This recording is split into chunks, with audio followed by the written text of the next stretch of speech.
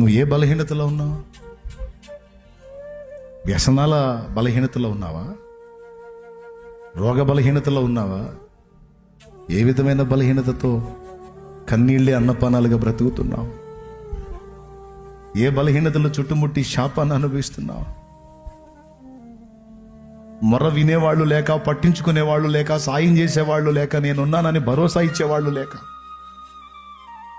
వీళ్ళెవరూ లేకపోగా నిన్ను ఎగతాళి చేసేవాళ్ళు, హేళన చేసేవాళ్ళు, తృణీకరించేవాళ్ళు, నీ నోరు మూయించడానికి ప్రయత్నించే వాళ్ళ చేత నలుగుతున్నావు. ఈరోజు వాడు చూడు ఎంత తెగింపు పని చేశాడు. చివరికి అతడే ఆయన శిష్యుల్లో ఒకటి శిష్యుడైపోయాడు. బంధకాల్లోంచి బయట పడాలన్న ఆశ నీకుంటే దాటిపోనీయకూడదు, ఆయన్నే దాటిపోనీయకూడదు.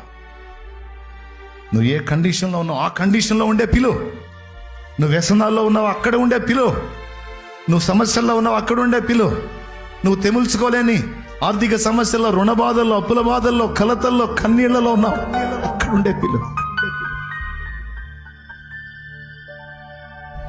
నా వేదనకు మితి లేదు, నా శోకానికి తుది లేదు, నీవుగాక జీవితాన ఆశయే లేదు. నా వేదనకు మితి లేదు, నా శోకానికి తుది లేదు, నీవుగాక జీవితాన ఆశయే లేదు, నీవుగాక జీవితాన ఆశయే లేదు.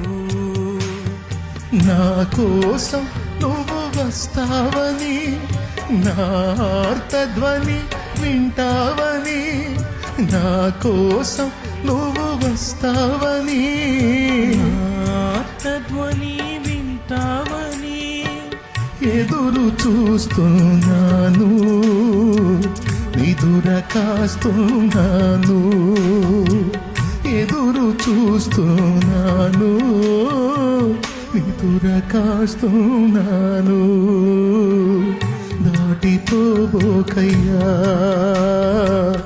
దాటిపోబోకయ్యా, యేసయ్యా నా దేవా, యేసయ్యా నా ప్రభువా, దాటిపోబోకయ్యా.